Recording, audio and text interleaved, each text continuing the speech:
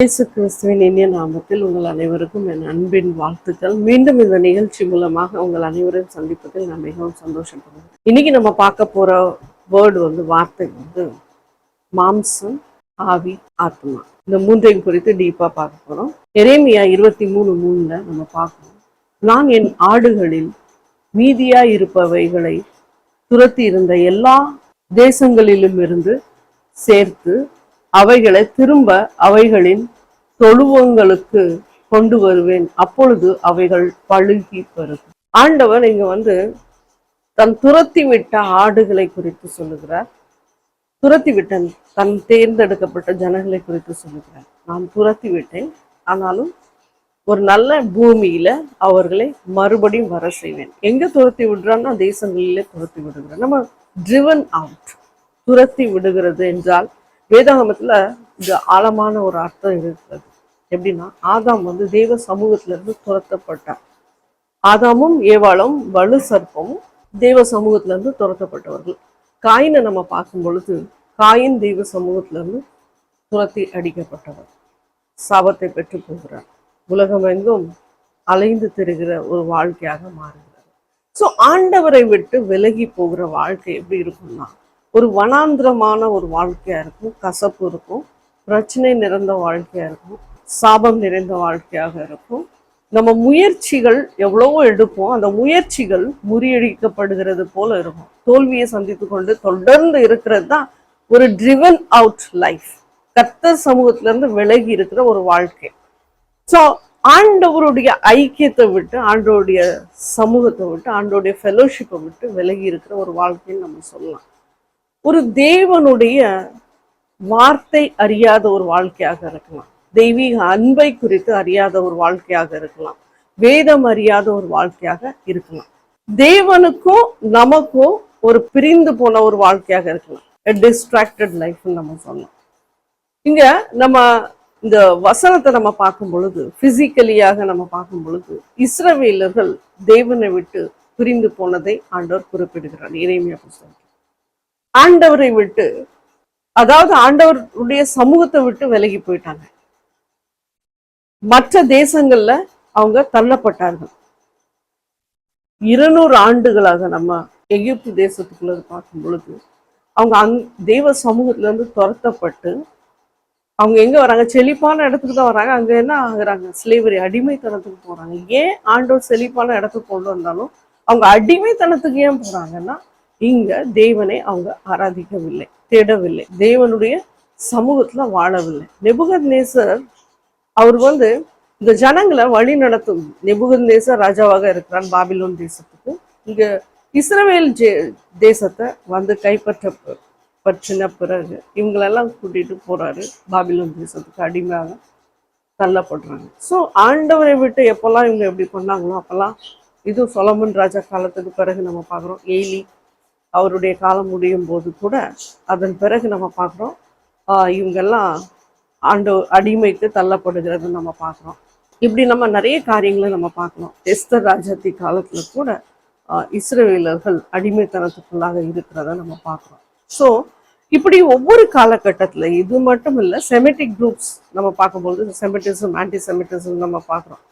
இந்த ஹிட்லர் காலத்தில் அவன் கைக்குள்ளாக கொடுக்கப்படுகிறார்கள், அநேக யூதர்கள் கொல்லப்படுறாங்க. கிறிஸ்தவர்களுடைய காலத்துல கூட அவங்க கூட நிறைய பாடுபடுறாங்க, நிறைய பேர் ரத்த சாட்சியாக மறிக்கிறாங்க. பயங்கர கொடூரமாக அவங்க தாக்கப்பட்டதை நம்மளால பார்க்க முடியும். History talks about that. So நம்ம இதெல்லாம் நம்ம பார்க்கும் பொழுது, ஒரு தேவனுக்கு நமக்கு ஒரு ஐக்கியமில்லாத வாழ்க்கை போகும்போது நம்ம எப்படிப்பட்ட நிறைய கிறிஸ்தவர்கள் தேவனுடைய ஐக்கியமில்லாத ஒரு வாழ்க்கையை வாழ்ந்து கொண்டு இருப்பதை நம்மால் பார்க்க முடியும். ஸோ ஆண்டவர் இந்த தேசத்துல இருந்து, அதாவது முன்குறித்தே நம்மை தேர்ந்தெடுத்தபடியால் ஆண்டவர் இப்படிப்பட்ட தள்ளப்பட்ட நிலைமையில இருந்து நம்மை அரவணைத்து மீண்டும் அவர் நம்முடைய பக்கத்துல சேர்த்து கொள்ளுகிறார், அவருடைய பக்கத்துல நம்மை அரவணைத்து கொள்ளுகிறார். So that's what we see, bringing back, மறுபடியும் திரும்ப கொண்டு வருகிறார். ஆண்டவரை தேடுகிற ஒரு வாழ்க்கையில ஆண்டவர் நம்மை கொண்டு போகிறார். ஆதாமுடைய சன்னதியை நம்ம பார்க்கும்போது ஒரு டஃப் லைஃப் அவங்க ஸ்டார்ட் பண்ணாங்க. ஏன்னா அங்க பரலோகத்துல நம்ம பார்க்கும்போது தேவ சமூகத்துல இருக்கிறாங்க, அங்கிருந்து துரத்தப்பட்டு பூமியில தள்ளப்பட்டாங்க. இங்க வந்து ஆண்டோடைய கோபம் அவங்க ஜெனரேஷனாக இருந்ததை நம்ம பார்க்கணும். ஏன்னா ஆண்டவர் விட்டு விலகிட்டாரு, ஆனாலும் ஆண்டவர் இறக்கம் காட்டி அவங்க ஆண்டோடைய ஐக்கியம் இல்லாம வாழ்ந்தாங்க. பட் அந்த ஜெனரேஷன்லயும் நம்ம பார்க்குறோம், ஈனோக்கையும் நோவாவையும் ஆண்டவர் தேர்ந்தெடுக்கிறார். ஸோ நோவா சன்னதியை நீங்க பார்த்தீங்கன்னா இவங்கெல்லாம் ஆண்டவரை தேடினா ஆண்டோடைய பிள்ளைகளாக மாறுறாங்க. ஸோ ஆண்டவர் வந்து இவங்க கூட மறுபடியும் ஐக்கியத்தை வைக்க விரும்புகிறார். So whenever the people of God recognize God, he is showing mercy to them.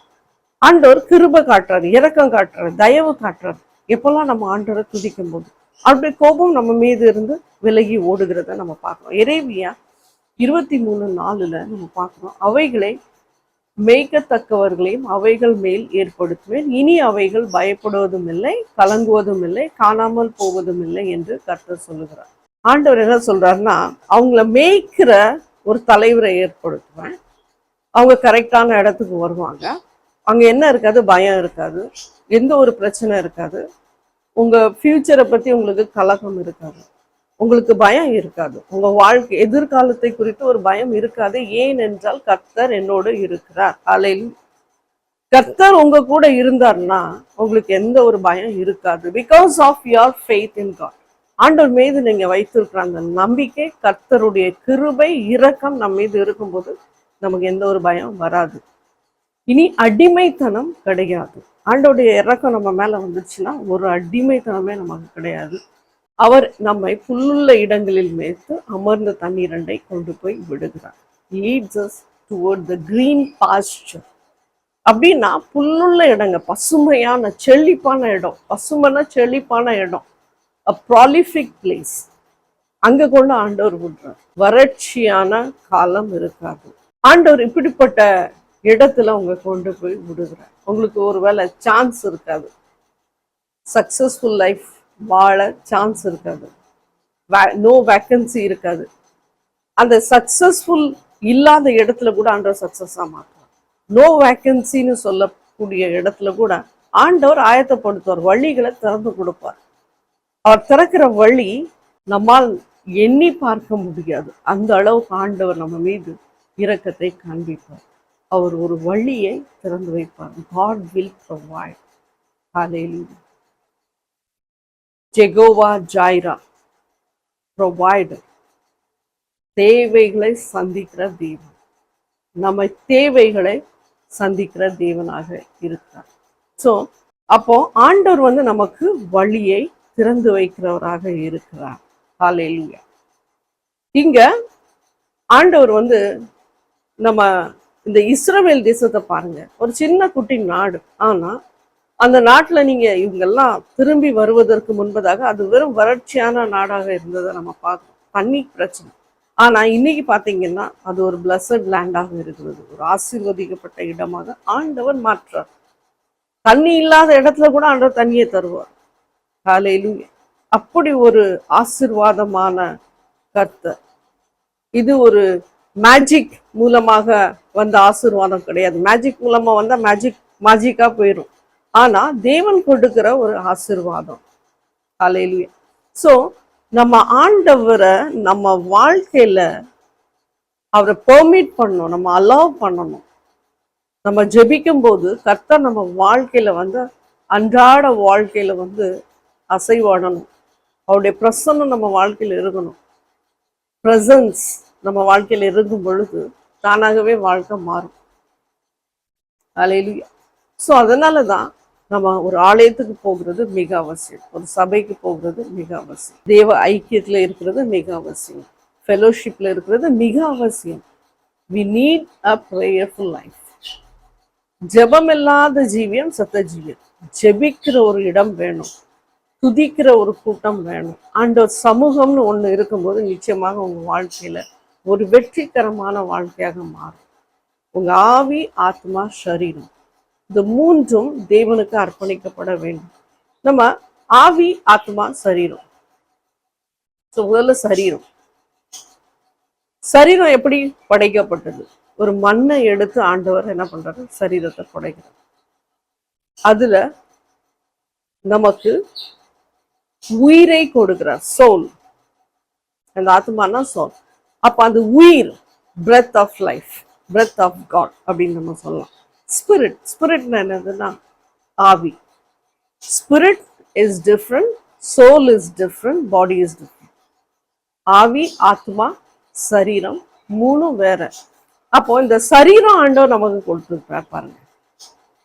இந்த சரீரத்துக்கு நமக்கு ஃபீலிங்ஸ் இருக்கும், இமோஷன்ஸ் இருக்கும், சென்ஸ் இருக்கும், நமக்கு நாலேஜ் இருக்கும். ஏன்னா இந்த சரீரத்துல ஆண்டவர் கொடுத்துருக்காரு.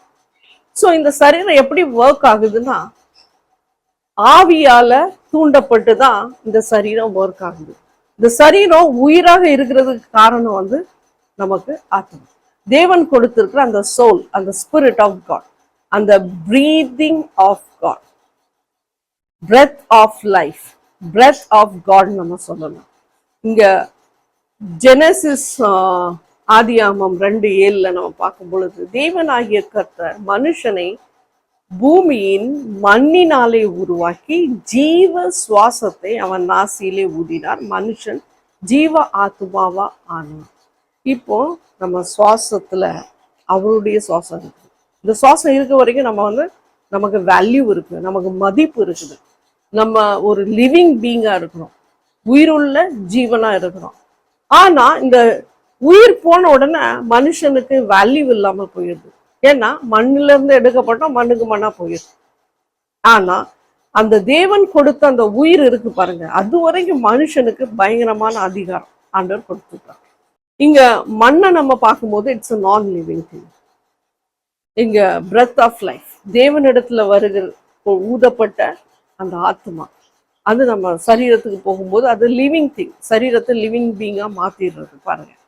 So they both work together and we are perfected. A perfect combination நம்ம பார்க்கணும். A perfect combination. எப்படி சபை எப்படி இருக்குது, கிறிஸ்து, சபையும் கிறிஸ்துவும் ஒரு perfect combination.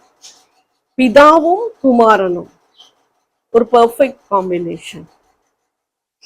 Husband wife, a perfect combination. இதுல ஏதாவது ஒண்ணு இருந்தா that is incomplete நம்ம சொல்லுவோம். குடும்பம்னு முழுமை அடையப்படாது. அது சபை இல்லாம கிறிஸ்து இல்லை, கிறிஸ்து இல்லாம சபை இல்லை. ஸோ இந்த இடத்தையும் வேற யாரும் பிடிக்கவும் முடியாது. ஹல்லேலூயா. ஸோ இந்த mud and soul comes together and becomes a perfect combination, giving a life for our existence. நமக்கு அதனால ஒரு பெயர், ஒரு புகழ், ஒரு வேல்யூ, ஒரு அத்தாரிட்டி, ஒரு அதிகாரத்தை ஆண்டவர் கொடுக்கிறார். ஆளுகை செய்ய ஆதாம படைச்சோன்னு முழு அதிகாரத்தை கொடுத்தார். எதெல்லாம் அவர் சிருஷ்டித்தாரோ எல்லாவற்றையும் ஆளுகை செய்ய உனக்கு நான் அதிகாரத்தை கொடுக்குறேன்னு ஆதாம் ஆண்டவர் சொன்னார். ஸோ ஆனா இந்த ஸ்பிரிட்டை நம்ம பார்க்குறோம் பாருங்க. இப்போ இந்த ஆவிக்கு வர்றோம். இந்த ஆவின்னா இது இட் இஸ் குட் அண்ட் எவில். கெட்ட ஆவி, நல்ல ஆவி, கர்த்தருடைய ஆவி, தேவ ஆவி, சாத்தானின் ஆவின்னு நம்ம சொல்லலாம், தூய ஆவின்னு சொல்லலாம்.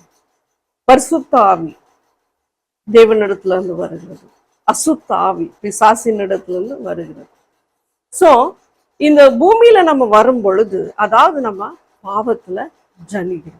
பாவம் நம்ம கூடவே வருகிறதுனால மனுஷன் பிறக்கிறது, எல்லா மனிதர்களும் பாவியா தான் பிறக்கிறாங்க.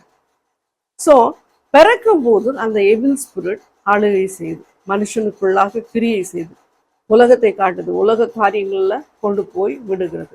தேவன் இருக்கிறார், தேவன் சிருஷ்டித்தார், தேவன் ஒருவர் இருக்கிறார் என்று பிசாசு நம்ம அந்த யோசனைக்கு நம்ம போகாதபடி தடை செய்து கொண்டே இருக்கிறது. இது பிசாசுடைய வேலை. So the எவில் spirit works in the people who are subject to them. யாரெல்லாம் அசுத்த ஆவிக்கு கொடுக்கப்பட்டார்களோ அவங்க மீதெல்லாம் அசுத்த ஆவி கிரியை செய்து கொண்டு இருக்கிறத நம்ம பார்க்க முடியும். ஆனா இந்த இம்பர்ஃபெக்ஷன் குவாலிட்டி இருக்கு பாருங்க நமக்குள்ளாக. அந்த இம்பர்ஃபெக்ஷன் குவாலிட்டி பரிசுத்த ஆவியானவர் வரும்போது அது தானாகவே விலகி போயிடும். Because God makes us perfect in his image.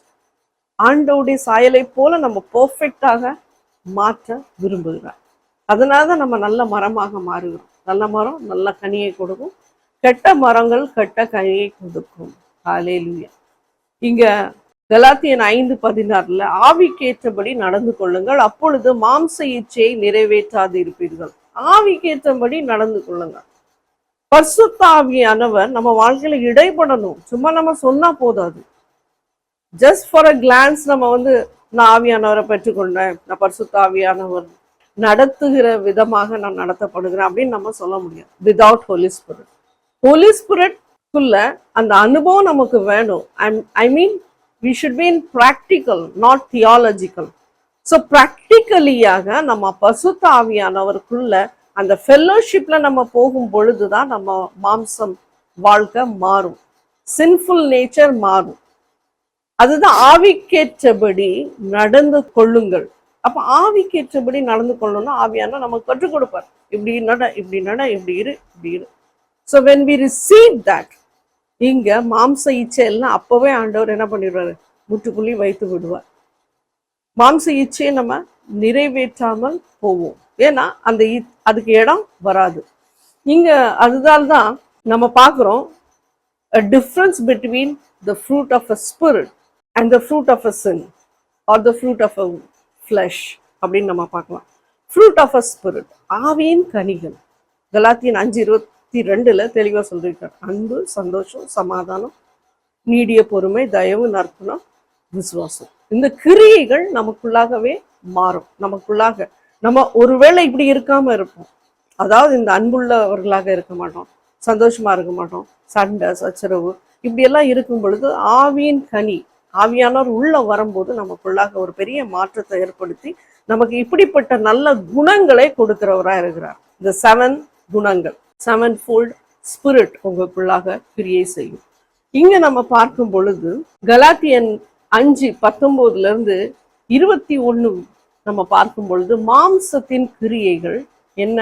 விபச்சாரம், வேசித்தனம், அசுத்தம், காமவிகாரம், விக்கிரக ஆராதனை, வெள்ளி சூனியம், பகைகள், விரோதங்கள், வைராக்கியங்கள், கோபங்கள், சண்டைகள், பிரிவினைகள், அப்புறம் மார்க்க வேதங்கள், பொறாமைகள், கொலைகள், வெறிகள், களியாட்டுகள் முதலானவைகளை. எவ்வளவு இருக்குது பாருங்க.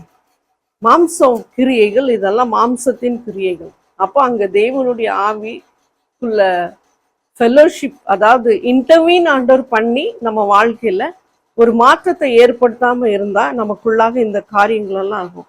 மாம்சம் பயங்கரமா இருக்கும், ஆங்ஸைட்டி, கோபக்காரர்களாக இருக்கும், சண்டைக்காரர்களாக இருக்கும், அடிதடியில இறங்குவோம். அப்புறம் என்ன, விக்கிரக ஆராதனை பண்ணோம், பில்லி சூனியம் பண்ணோம், அடுத்தவனுக்கு வேட்டு வச்சுக்கிட்டே இருக்கணும். காலையில எழும்புனாலே அடுத்த குடும்பத்தை பத்தி நினைக்கிறது, பேசுறது, அவங்களுக்கு எப்படி வேட்டு வைக்கணும். குண்டு வைக்கிறவனாவது கண்ணி வெடி வச்சா வெடிச்சிரும். ஆனா இது வெடிக்காமலே நம்ம கண் பார்வைக்கு தெரியாமலே வைக்கிற ஒரு பெரிய குண்டு இந்த குடும்பங்களை சின்ன பின்ன நாக்கும். ஏன்னா இந்த சூனியம் செய்யற குடும்பங்களை நம்ம பார்த்தோம்னா கடைசி நாட்கள்ல ஆண்டவருடைய சாபத்தை தான் பெறுகிறத நம்ம பார்க்கணும். ஏன்னா அவங்க தேவைகளுக்கு அவங்க சூனியங்களை பண்றாங்க. ஸோ இந்த விரோதங்கள், இந்த சூனியம் செய்யறது, ஏன்னா அது இப்போ தேவனை ஆராதிக்காம எங்கேயோ போய் பிசாசுக்கு அதிகாரத்தை கொடுத்து நீ தான் ஹெட்டுன்னு சொல்லி அதுக்கு வணங்குறதுக்கு தான் அர்த்தம். அது யாராகவும் இருக்கும். ஸோ இப்படிப்பட்ட காரியங்கள் நம்ம வாழ்க்கையில் நம்ம இருந்தால் நம்ம எப்படி நம்ம சொல்ல முடியும் நான் தேவனுடைய ஆவியை பெற்றிருக்கேன்னு சொல்லி? It's impossible. You cannot expect good things and bad things from the same well.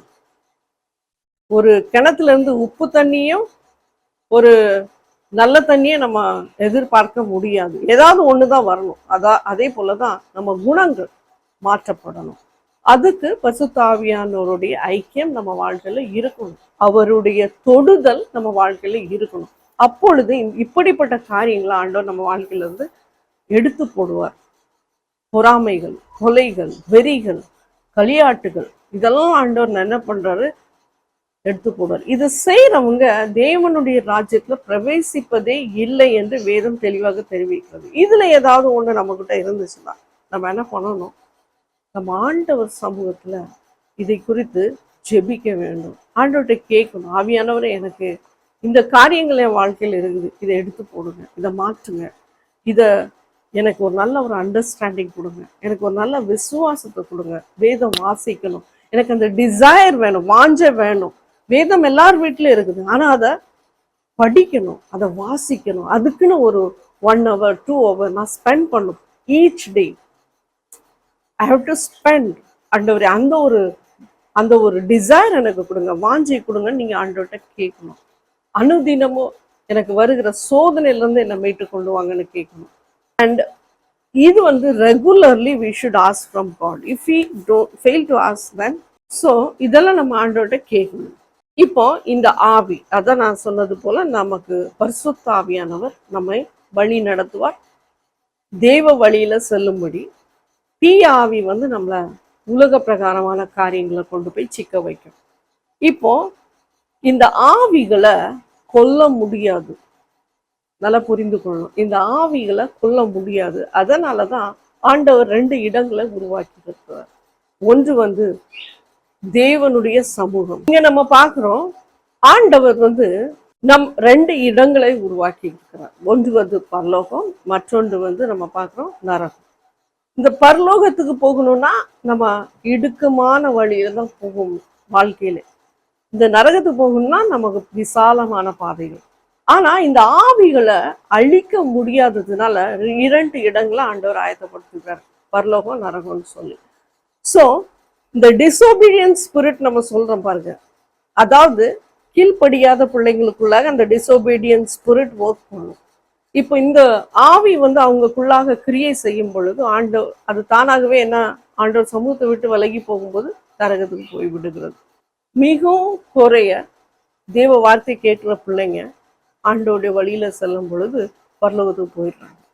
So நம்ம பார்க்கணும், இவங்க பரலோகத்துல தேவனை துதித்து கொண்டே இருக்கிறாங்க. ஆண்டவர் பரலோகத்துல இவங்களுக்கு ஒரு பாதுகாப்பு கொடுக்குறாரு. ஏன்னா அங்க எந்த ஒரு அசுத்தமும் நெருங்கவே முடியாது. ஆண்டவர் சொல்றாரு, உன் கண்ணீரெல்லாம் நான் துடைப்பேன், சந்தோஷத்தை தருவேன், அங்க ஒரு கவலை கஷ்டம் எதுவுமே கிடையாதுன்னு சொல்றாரு. அங்க ஒரு ஷெல்டர் போட்டுறாரு ஆண்டவர். பட் ஆண்டவர் நமக்கு ஒரு நல்ல ஒரு, நம்ம இழந்ததெல்லாம் ரெட்டிப்பான நன்மைகளுடனே சேர்ந்து பரலோகத்துல கொடுக்கப்படுகிறது. இப்போ இங்க நமக்கு ஒரு கண்ணு இல்லைன்னா அங்க கண்ணு ஆண்டவர் கொடுப்பாரு, கை இல்ல கையை கொடுப்பாரு. ஏன்னா அங்க perfected, everything is perfected at heaven. அதுதான் பால் யோங்கிச்சர் சொல்றாரு, அவருடைய ஒரு புத்தகத்துல எழுதியிருந்தாரு. ஒரு சகோதரி மரிப்பதற்கு முன்பதாக அவங்களுக்கு பல்லு கிடையாது, பரலோகத்துக்கு போனோன்னா ஆண்டவர் அவங்களுக்கு நல்ல தங்க பற்களை கொடுத்தா, நல்லா ஜொலித்து இருந்தாங்க, பார்க்க அக்லியா இருப்பாங்க. பரலோகத்துக்கு போனோன்னா அவ்வளோ பிரைட்டர், அவ்வளோ பிரகாசமான முகம், ஆண்டவருடைய பிரசன்னத்தால ஜொலிக்கிறத அவங்க பார்த்தாங்க. அவர் அதுல எழுதியிருக்காரு அப்படி. பட் இன்னும் நம்ம ஒரு பக்கத்துல நம்ம பார்த்தோம்னா நரகம். இது நிறைய ஊழியக்காரங்க நிறைய பேர் இதை குறித்த புத்தகங்களை எழுதியிருக்காங்க. பிப்ளிக்கல் நமக்கு எவிடன்ஸ் இருக்குது. இந்த நரகம் எப்படின்னா a place of tormentன்னு நம்ம சொல்லலாம். நமக்கு உபத்திரவத்துல கொண்டு போகிற ஒரு இடமே நம்ம பார்க்கலாம். இங்க வந்து போகிற சரீரம் எப்படி மக்கி போயிருது, சரீரம் அங்க என்ன உடைக்கிறதா பாக்குறாங்க, ராட்டன் டிகேட், அது சரீரம் மக்கி போகிறத நம்ம பார்க்கணும். இது வந்து நரகத்துல ரிப்பீட் ஆகுதுன்னு மென்டோஃபா ஒரு ஊழியக்காரர் சொல்லியிருக்காரு. இந்த சரீரங்கள் மக்கி போகிறத பார்த்துருக்காங்க நிறைய பேர். இது அங்க சதா காலங்களிலும் வாதிக்கப்படுகிறார்கள், இல்ல வாதிக்கப்பட்டு அழிக்கப்பட்டார்கள் எழுதப்படல. வேதாகமத்துல சதா காலங்களிலும் தான் சொல்லப்பட்டிருக்கு, வாதிக்கப்படுவார்கள். So it's a place of torment, it's a place of God's judgement. ஒரு நியாய தீர்ப்பு ஆண்டவர் பரலோகத்துல கொண்டு முற்றுப்புள்ளி வைக்கிறார், நரகத்துல ஒரு முற்றுப்புள்ளியை வைக்கிறார். ஸோ ஆண்டவருக்கு கீழ்ப்படியாம இந்த உலகத்துல நல்லா வாழ்ந்து அசுத்தமான காரியங்களை எவ்வளோ செய்யணுமோ அவ்வளோ செய்து, அருவருப்பான வழிகளில் நடந்து அருவருப்பான காரியங்களை செய்து நம்ம வாழ்க்கைக்கு நாமே முற்றுப்புள்ளி வைத்துறோம். நம்ம தெய்வ சமூகத்துல போக வேண்டாம், நரகத்துக்கு போனவங்க திரும்ப வர முடியாது. ஒருவேளை பரலோகத்துக்கு போனவங்க கூட திரும்ப வர முடியாது, நரகத்துக்கு போனாலும் திரும்ப வர முடியாது. ஆண்டவர் ஒவ்வொரு காலகட்டத்துக்கு ஒரு இடத்த கொடுத்துருக்காரு. இந்த உலகத்துல உங்களுக்கு அதிகாரத்தை கொடுத்துருக்காரு. யுவர் சூப்பர் பவர்னு நினைச்சுக்கோங்க. உங்களுக்கு எல்லா அதிகாரத்தை கொடுக்குறாரு. பாவத்தை ஜெயிக்கிற அதிகாரத்தை கொடுத்துருக்கிறாரு, தூக்கி தூர போடுகிற அதிகாரத்தை கொடுத்துருக்கிறாரு, பாவத்தை அசுத்தமான வாழ்க்கையில இருந்து விடுதலை பெற அதிகாரம் கொடுத்துருக்கிறாரு. நீங்க நல்ல வாழ்க்கை வாழுவதற்கு உங்களுக்கு அதிகாரத்தை ஆண்டவர் கொடுத்துருக்கிறாரு. அது மறுமை ராஜ்யத்துல கிடைப்பதில்லை, அந்த அதிகாரம் நமக்கு அங்க கிடையாது. அதை நல்லா புரிஞ்சுக்கணும். இந்த உலகத்துல வாழும்போது ஆண்டவர் நமக்கு இந்த பாவத்தை மேற்கொள்ளுகிற அதிகாரத்தை கொடுத்துருக்கிறார். ஸோ ஒரு மனுஷன் தன் தாயின் இடத்துல பிறக்கும் பொழுதே பாவத்தை கொண்டு வர்றதுனால பாவம் செய்கிற ஆத்மா சாகவே பாவத்து வந்ததுனால நம்ம சாகுக்கு போறோம். இப்போ செத்த உடனே நம்ம மறுபடியும் வர முடியாது. ஸோ நமக்கு கொடுக்கப்பட்ட அந்த சின்ன வாழ்க்கையா இருந்தா கூட ஆண்டவர் சமூகத்துல நம்ம அதை அர்ப்பணம் செய்யும் போது ஆண்டவர் ஆசீர்வாதமான ஒரு வாழ்க்கையாக மாற்றுகிறார். சாபத்தை தூக்கி தூர போடுகிறார். அல்லேலூயா. நம்ம செய்கிறது தான் நமக்கு திரும்ப வருகிறது. இங்க நம்ம பார்க்கிறோம், ஆண்டவர் என்ன சொல்றாருன்னா, commit your ways to God and he will lead you in success. Commit your path, உங்க வாழ்க்கையை தேவ சமூகத்துல அர்ப்பணம் பண்ணுங்க. அப்போ அவர் செழிப்பான இடத்துக்கு கொண்டு போவார். வறட்சியான காலங்களை மாற்றுவார். சந்தோஷம் இல்லாத வாழ்க்கையை சந்தோஷமாக மாற்றுவார். காலையில் பூமியில நமக்கு எல்லா நன்மைகளையும் கொடுத்துருக்கார். ஆனா அதுல ஒரு நல்ல நன்மை என்ன கொடுத்துருக்கான்னா, நல்ல குடும்பங்களை கொடுத்துருக்காங்க. நம்ம குடும்பத்தை விட்டு விலகி ஓடுறாங்க இன்னைக்கு நிறைய பேர். ஆனா ஆண்டவர் ஒரு ஆசீர்வாதமான குடும்பத்தை கொடுத்துருக்கார். நல்ல ஒரு ஃபேமிலியை கொடுத்துருக்கார். நல்ல ஒரு ப்ரேயர்ஃபுல் லைஃப்பை கொடுத்துருக்கார். நல்ல ஒரு ஆசீர்வாதம் பாருங்க உங்க வாழ்க்கையில். நல்ல ஒரு ஜெபம், நல்ல ஒரு பாதுகாப்பு. You are serving God, you love to serve God. Hallelujah. உங்களுக்கு ஒரு தெய்வீக வாழ்க்கை வாழணும்னு ஒரு ஆசை, தேவனுடைய அன்புல இருக்கிற ஒரு ஆசை. ஹல்லேலூயா. ஸோ ஆண்டவர் நம்ம வாழ்க்கையை மாற்றி போட விரும்புகிறார். பரிசுத்தமான ஒரு வாழ்க்கைக்கு ஆண்டவர் நம்மை கொண்டு போக விடுகிறார். அதனால தான் நம்ம கொடுக்கப்பட்ட இந்த நாட்கள்ல நம்ம ஆவி நம்மை விட்டு பிரிந்து போனதுக்கு பிறகு நம்ம எதுவுமே பண்ண முடியாது. அதற்கு முன்பதாகவே நாம நம்ம வாழ்க்கையை சரி செய்யும் பொழுது கர்த்தர் நம்ம மீது பெரிய ஒரு இரக்கத்தை காண்பிக்கிறார், பெரிய அன்பை காண்பிக்கிறார், நம்மை பாதுகாக்கிறார். அதாவது why நம்ம ஏன் சொல்றோம், he is a savior, saving from hell. உண்மையில சொல்ல போனா அதுதான் சேவிங் ஃப்ரம் டார்மெண்ட். சதா காலங்களிலும் நம்மை பாதிக்காதபடிக்கு நமக்கு ஒரு நல்ல இடத்தை ஆண்டவர் ஆயத்தப்படுத்திருக்கார். எனக்கு, உங்களுக்கு, எல்லாருக்கும், நம்ம அனைவருக்கும் ஆண்டவர் ஒரு நன்மையான ஒரு இடத்தை ஆயத்தப்படுத்திருக்கார். நாம் அந்த வாழ்க்கையை மாற்றிக்கொள்ள வேண்டும். இன்னும் நம்ம இந்த பிரச்சனையிலேருந்து வரவில்லை, இன்னும் இந்த பாவத்திலேருந்து விடுதலை பெறல, இன்னும் பாவத்துக்கு அடிமையாக இருக்கிறோம், இன்னும் அசுத்தமான காரியங்களுக்கு தொடர்ந்து அடிமையாக இருக்கிறோம்னா நம்ம நிச்சயமாக ஜெபிக்கலாம். ஆண்டவர் உங்க வாழ்க்கையை மாற்றி போடுவார். என்னுடனே சேர்ந்து நீங்க ஜெபத்தில் ஈடுபடுங்க. நான் உங்களுக்காக ஜெபிக்கிறேன். அப்பா தகப்பனை பார்த்து கொண்டு இருக்கிற ஒவ்வொருவரையும் நீங்க சந்திப்பீராக. சப்பா Lord Jesus, meet them as they watch this. அப்பா அந்த வீடுகள்ல உங்களுடைய கரம் போகட்டும். அப்பா அவங்களுடைய சிந்தைகளை மாற்றுகிறார். அப்பா பிசாசானவன் அவங்க இருதயத்துக்குள்ள போட்ட அந்த வித்தை எடுத்து போடுங்க. அசுத்தமான வாழ்க்கை, அசுத்தமான பாதை, என்னால விடுதலை பெற முடியவில்லை, நான் எவ்வளவு முயற்சி செய்யறேன், என்னால விடுதலை பெற முடியவில்லை என்று தவித்து கொண்டு இருக்கிற ஒவ்வொருவரையும் நீ சந்திப்பீராக ஆண்டவரே. அப்பா ஒவ்வொருவருக்கும் வாய்ப்பு கொடுப்பீராக ஆண்டவரே. அப்பா அழிவுல இருந்து பாதுகாப்பீராக ஆண்டவரே. அப்பா உங்களுடைய நியாய தீர்ப்புல இருந்து பாதுகாப்பீராக ஆண்டவரே. வழிகளை காண்பிப்பீராக. வேதத்தை அறிகிற அறிவை கொடுப்பீராக ஆண்டவரே. அதை வாசிக்கும் பொழுது அப்பா தகப்பனே உங்களுடைய வார்த்தை தெளிவாக புரிகிற அந்த புரிதலை கொடுப்பீராக. அப்பா உங்களுடைய பிள்ளைகளை தொடுவீராக தகப்பனே. Lord, touch everyone as they watch this right now. அப்பா தகப்பனே ஒரு பெரிய ஆசீர்வாதம், ஒரு பெரிய நன்மை, ஒரு புதிய வழி ஆண்டவரே. இதுவரைக்கும் படித்து ஆண்டவரே நான் முயற்சி எடுக்கிறேன்னா முயற்சி வீண் போகிறது என்று நினைக்கிறவங்களுக்கு வழிகளை திறந்து கொள்ளுங்க ஆண்டவர். ஒரு சக்சஸ்ஃபுல் பாத்துல கொண்டு போங்க ஆண்டவர். பெரிய வழிகளை திறந்து கொடுப்பீராங்க. பெரிய ஆசீர்வாதங்கள், நன்மைகள் இவர்கள் குடும்பத்துல சூழ்ந்து கொள்ளட்டும். குடும்பத்தை நீ நேசிக்கிற ஆண்டவர். இந்த குடும்பங்களுக்குள்ளாக ஒரு ஐக்கிய உறவை ஏற்படுத்துவீராக. ஒரு அன்பு, சந்தோஷம், சமாதானம் இந்த குடும்பத்தின் மீது ஆளுகை செய்யட்டும் தகப்பனே. நீர் ஊற்றுவீராக. அபிரிதமான ஆசீர்வாதங்களை இங்க இல்லத்தில் ஊற்றுவீராக ஆண்டவர். குடும்பம் செழிப்படையட்டும், ஆசீர்வாதம் சூழ்ந்து கொள்ளட்டும். அப்பா உங்களுடைய இரத்த கோட்டைக்குள்ளாக இவர்களை மூடி மறைத்து கொள்வீராக. உங்களுடைய கரத்துல ஒப்பு கொடுக்கணும். பார்க்கிற ஒவ்வொரு குடும்பத்தை நீர் ஆசீர்வதிங்க. In Jesus name I pray. கர்த்தர் உங்களை ஆசீர்வதிப்பாராக. God bless.